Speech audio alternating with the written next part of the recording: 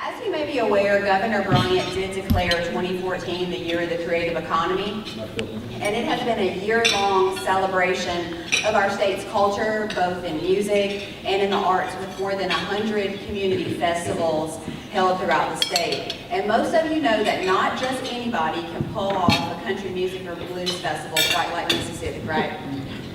But 2014 has also been a year-long celebration of Mississippi's collective creativity and business successes, and our unmatched spirit in entrepreneurship, both in the private sector and through civic engagement.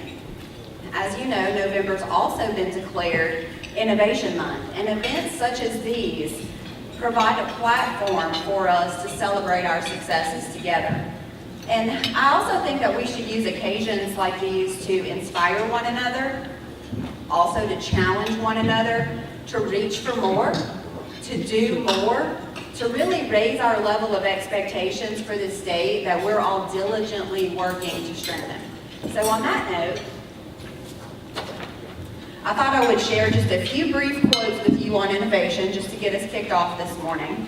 I know we'll hear a little bit about the TEDx event a little bit later too. So I want to talk about what Mississippi and Jim Henson had to say. He said, "I think if you study, if you learn too much of what others have done, you may tend to take the same direction as everybody else."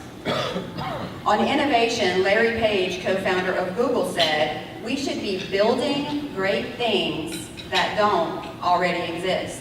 I like that one. On the topic of innovation, Thomas Edison said, "There is a way to do it better. Find it." How about this one? If Paul Revere had been a modern day citizen, he wouldn't have ridden down Main Street, he would have tweeted, hashtag the British are coming. And lastly, this one is by Jack Dorsey, inventor of Twitter, who said, "Everything we do is about getting people to be more open, more courageous, and more creative."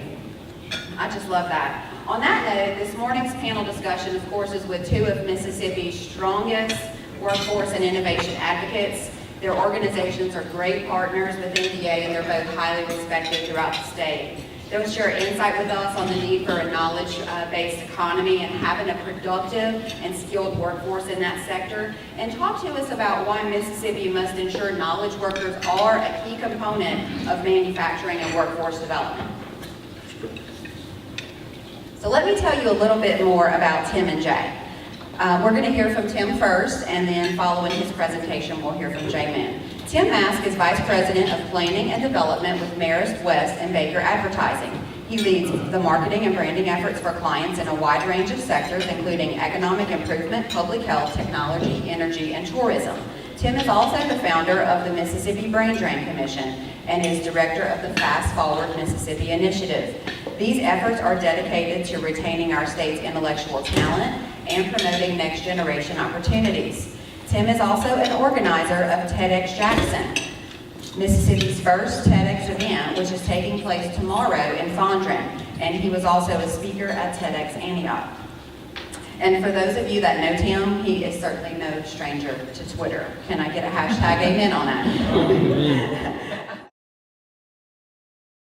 And let me say, Marlo mentioned TEDx Jackson, the first TED event that we're having in the state of Mississippi. And I just want to say that Innovate Mississippi and the Mississippi Development Authority have been invaluable sponsors, partners, really going the extra mile to make that happen. So I just want to say thank you to both organizations for that. Graph there, that is based on net migration rates from 2000 to 2010.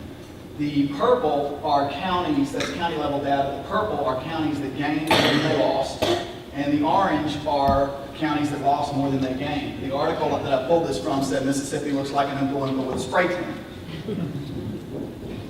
We are one of two southeastern states. I threw a lot of numbers at you this morning. We are one of two southeastern states that had a net population loss over this period of time. And a lot of that population loss is some of our high wage earners, some of our knowledge workers, some of what I like to call our best and brightest, our intellectual capital, that are getting educated here. We're putting a big investment in them as far as education, public education, all the way up through college. They get educated, then they leave. That's a big loss for the state, and it's a snowball effect. Last night at the wonderful reception that Innovate put on, and that was amazing food last night.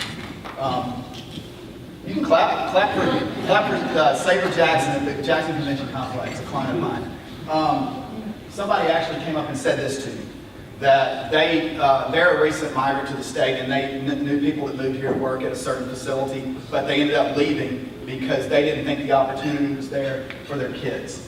Now, why did they think that?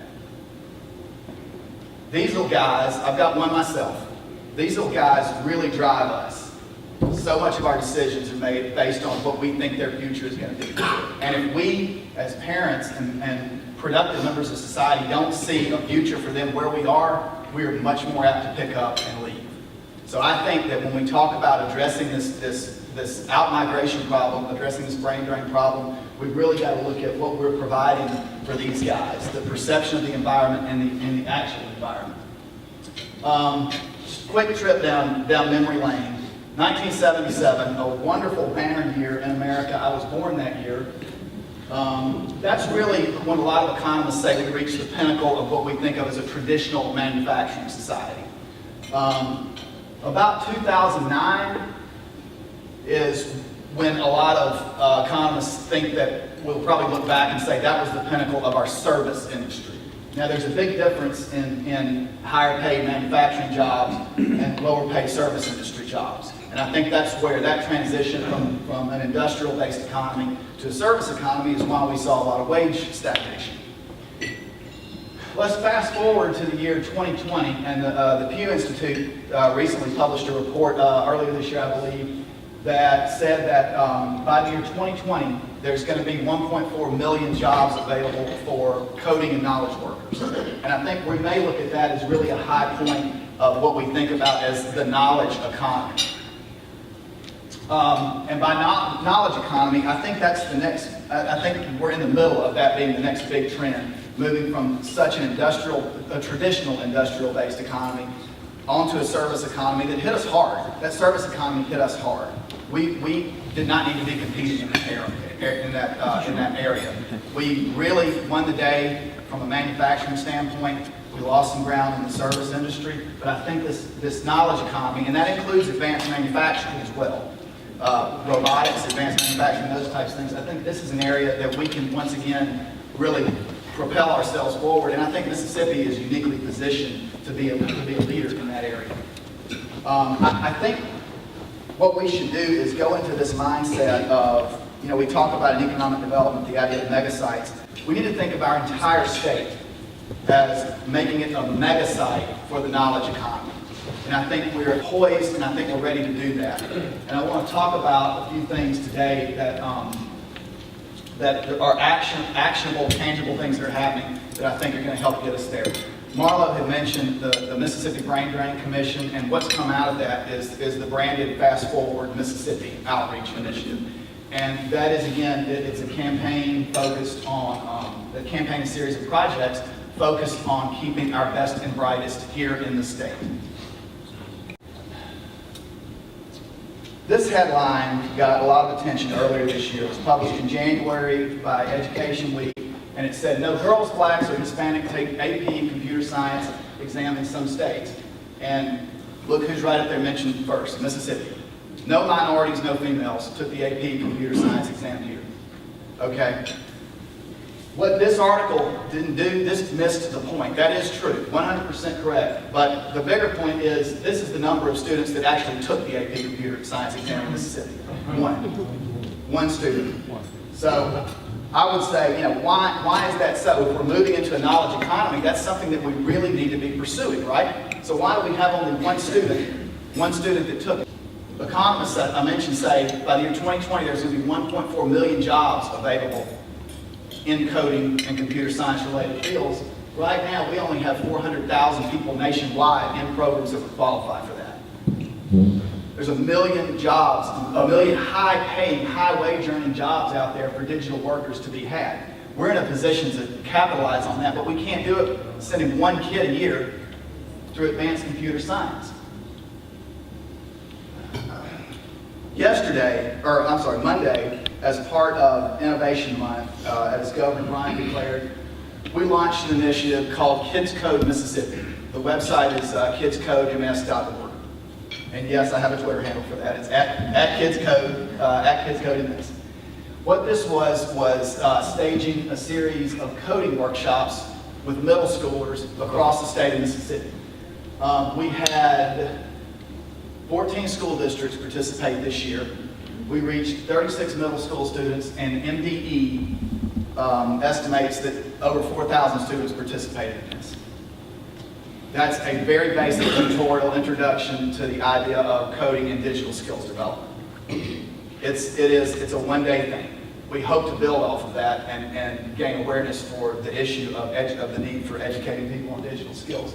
I think things like that are a major step forward, but we need more. We need more. One thing that we're going to actively pursue this year is making computer science a core math or science.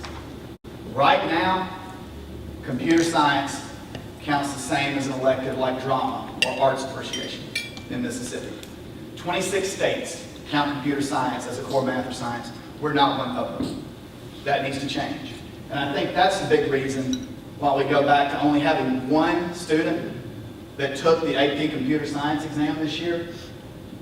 If we want to help fill that gap, if we want a large majority of that million job gap to come from Mississippi, which we can do, we really got to subsidize computer science education. And I don't want anybody to get dollar signs in their head. We don't have to subsidize it with dollars, we have to subsidize it with policy. We need to make computer science a core math or science. I think Jack Kemp said, if you want more of something, subsidize it. If you want less of something, tax it. Let's subsidize this by giving teachers a reason to teach it, by giving school districts a reason to implement it. Second thing, we talk about, back to the idea of kind of retaining our best and brightest. There is a bill that will be pre-filed with the legislature this year that grants a tax exemption for qualified knowledge workers.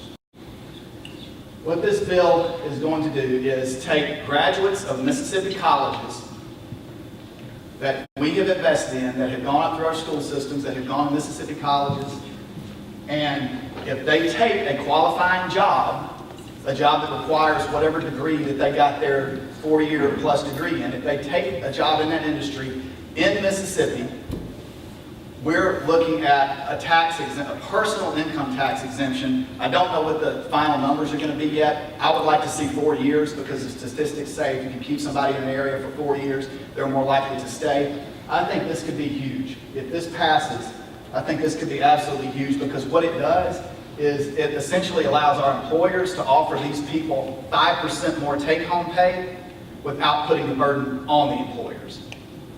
And I think that as we move years down the road, not that many years down the road, you're going to see this as a net revenue increase for the state. Because the kinds of people that are going to take those jobs are the knowledge workers, the creators, and those people are going to be higher wage earners, and it's going to end up being more in-kind, more money into the state coffers. So I don't think that this is necessarily a revenue neutral thing. I think it is a revenue plus.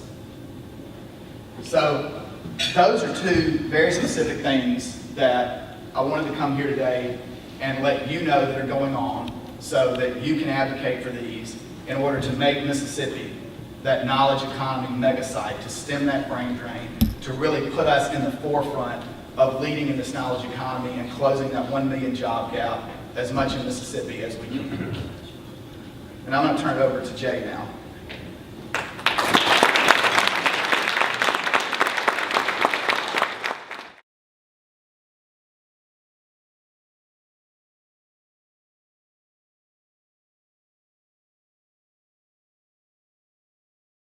Question.